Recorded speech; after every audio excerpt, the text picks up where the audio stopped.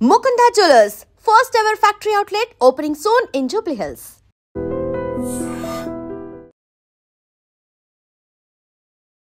Welcome to I dream. నా పేరు లుంబిని. ప్రతి ఒక్కరి కంప్లైంట్ ఉంటుంది, నా వర్క్ లైఫ్ బ్యాలెన్స్ అవ్వట్లేదు. వర్క్ టైంలో పర్సనల్ కాల్స్, ఆఫీస్ టైం అయిపోయిన తర్వాత మళ్ళీ ప్రొఫెషనల్ కాల్స్ అనేటివి ఇంటర్లింక్డ్ అయిపోతూ ఉంటాయి. ప్రతిసారి డిస్టర్బ్ అవుతూ ఉంటాము, స్ట్రెస్ ఫీల్ అవుతూ ఉంటాము. అదంతా కాదండి. ఆఫీస్ అవర్స్ తర్వాత no calls and no emails అనే ఒక డిస్కషన్ మనలో కాదు, పార్లమెంట్లో అవుతుంది. లోక్సభలో right to disconnect bill 2025 introduce చేశారు. మరి ఆ లెవెల్లో ఈ బిల్ ఇంట్రడ్యూస్ చేసేంత వరకు వచ్చింది అంటే మనం కూడా డిస్కస్ చేసుకోవాలి కదా. So today we have Mamata garu, ప్రముఖ UPSC faculty and mentor. Let's talk to her. Hello ma'am. Hello అండి. So first of all, right to disconnect bill 2025 which actually is చాలా ఇంట్రెస్టింగ్ విషయం అని చెప్పుకోవచ్చు. అంటే ఎంటైర్ పాపులేషన్ గురించి ఆలోచించి, వర్క్ లైఫ్ బ్యాలెన్స్ గురించి ఆలోచించి ఇంట్రడ్యూస్ చేసిన బిల్ ఇది. So what you want to say about it? So ఇది నిజంగా చాలా ఒక రెవల్యూషనరీ బిల్ లాగా మనం చెప్పుకోవచ్చు అనమాట. ఎందుకు రెవల్యూషనరీ అంటున్నానంటే, ఇప్పుడు మనందరం ఒక డిజిటలైజ్డ్ వరల్డ్లో బ్రతుకుతున్నాం. ఇంతకుముందు కూడా మనకు లేబర్ లాస్ అవన్నీ ఉన్నాయి. అంటే కొంతమందికి ఈ డౌట్ వస్తుంది, మనకు ఎప్పటి నుంచో లేబర్ లాస్ ఉన్నాయి, కొత్తగా కూడా లేబర్ రిఫార్మ్స్ తెస్తున్నారు, మరి ఈ బిల్ ఎందుకని ఇంత డిస్కషన్కి లోన్ అవుతుంది అంటే, we're in the digital world. ఇప్పుడు మనం ఆఫీస్ వర్కింగ్ అవర్స్, లేబర్ లాస్లో ఏముంది అంటే ఆఫీస్ వర్కింగ్ అవర్స్, ఫిజికల్ ప్రెజెన్స్లో ఇప్పుడు ఫ్యాక్టరీస్, వర్కింగ్ ప్లేస్లో మీరు 9 to 5 జాబా, 9 to 6, 10 to 6 అనేది ప్రాపర్గా రూల్స్ ఉన్నాయి. బట్ డిజిటల్గా వచ్చేసరికి even after going home you are available through phone calls, emails, messages.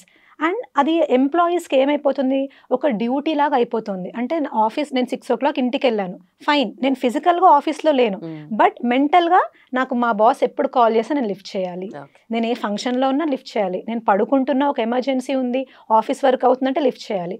ఇలా ఉన్నప్పుడు మన మైండ్ మీద దాని ప్రభావం ఎంత ఉంటుందో మీరు ఆలోచించండి.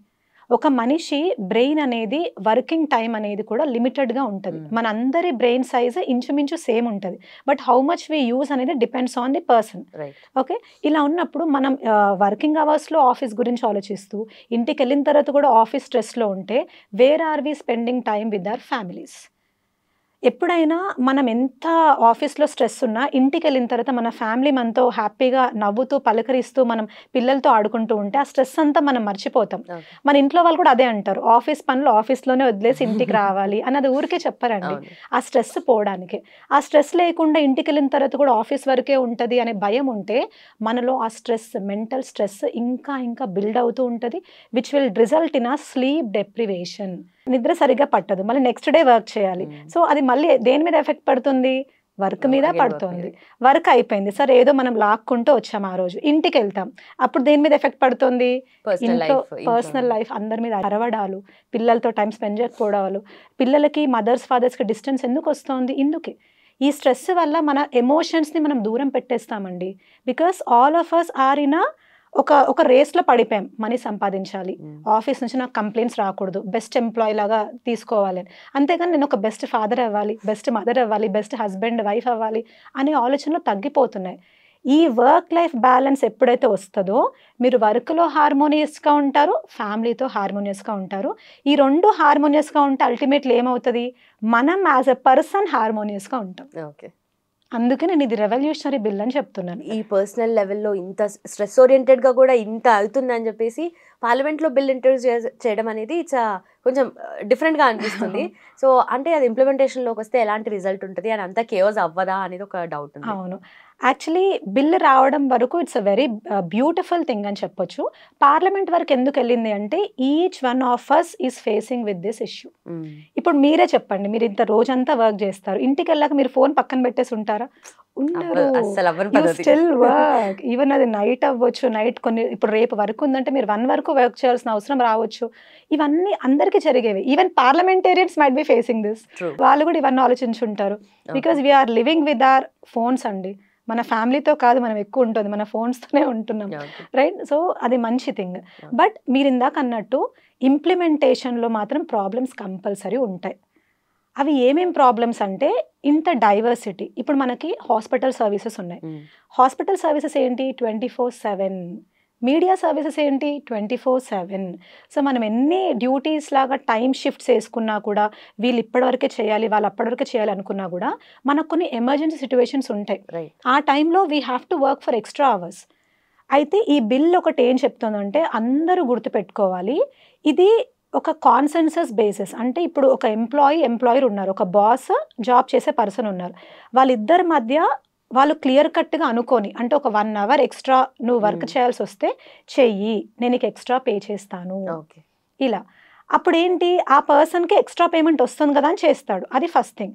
సెకండ్ థింగ్ ఏంటంటే కొంతమంది అభిమానంతో చేసే వాళ్ళు ఉంటారు. అంటే కొంతమందికి లైవ్లీహుడ్ ఇచ్చిన బాసెస్ ఉంటారు. సో నా బాస్ నాకు జీవనాధారం కల్పించాడు కాబట్టి నేను ఒక రోజు 15 నిమిషాలు అర్ధగంట ఎక్స్ట్రా వర్క్ చేస్తాను, ఆయనకు ఎప్పుడు అవైలబుల్ ఉంటాను, ఆయనకు అదొక ధైర్యం, అందులో తప్పేంటి అనుకునే వాళ్ళు కూడా ఉంటారు.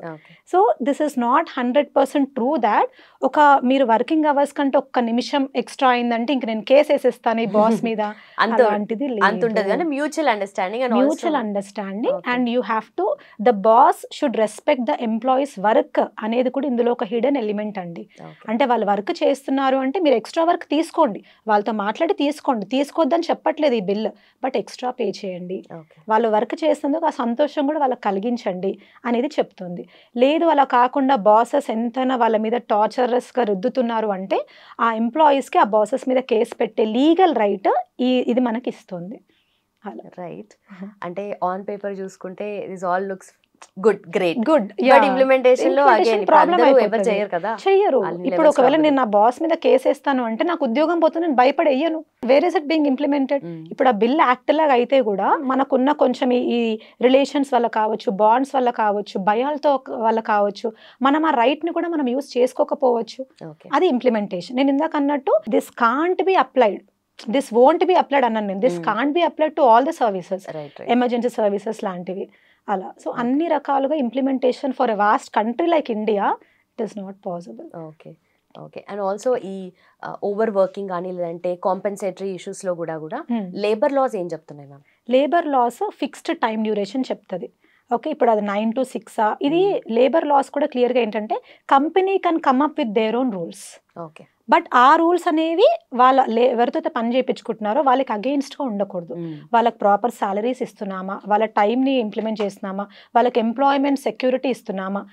కొన్ని కంపెనీస్ వాళ్ళ పిల్లలకి కూడా కొన్ని స్కీమ్స్ ఇస్తారండి, ప్రావిడెంట్ ఫండ్స్ అని మీకు ఏమైనా తెలిసే ఉంటాయి. ఇవన్నీ అగ్రిమెంట్లో రాసినట్టు కంపెనీస్కి ఆ ఫ్రీడమ్ ఉంటుంది, మీరు ఎలాంటివైనా ఇచ్చుకోవచ్చు for the betterment of your employees. But ఆ రూల్స్ని మాత్రం మీరు బ్రేక్ చేయొద్దు అనేది లేబర్ లాస్ చెప్తుంది. ఇప్పుడు మనకి ఇందులో లీగల్ రైట్ లాగా తీసుకోవడానికి కారణం ఏంటంటే డిజిటల్ ఆస్పెక్ట్. డిజిటల్గా మనం 24/7 మనం అవైలబుల్ ఉండాలి కాబట్టి అవి లేబర్ లాస్లో ఎక్కడా చెప్పలేదు. That is the reason we're coming up with a new bill. Okay. అవైలబుల్గా ఉండని వాళ్ళు ఆర్ బ్లెస్డ్ యాక్చువల్లీ. అంటే అది అవ్వదు కదా, అందరం అవైలబుల్ గా ఉంటాము. That is human tendency that నేను ఇప్పుడు కాల్ చేస్తే నా ఎంప్లాయీ లిఫ్ట్ చేస్తాడు అని అలా. Right ma'am, then thank you so much. Yeah అండి, థ్యాంక్ యూ.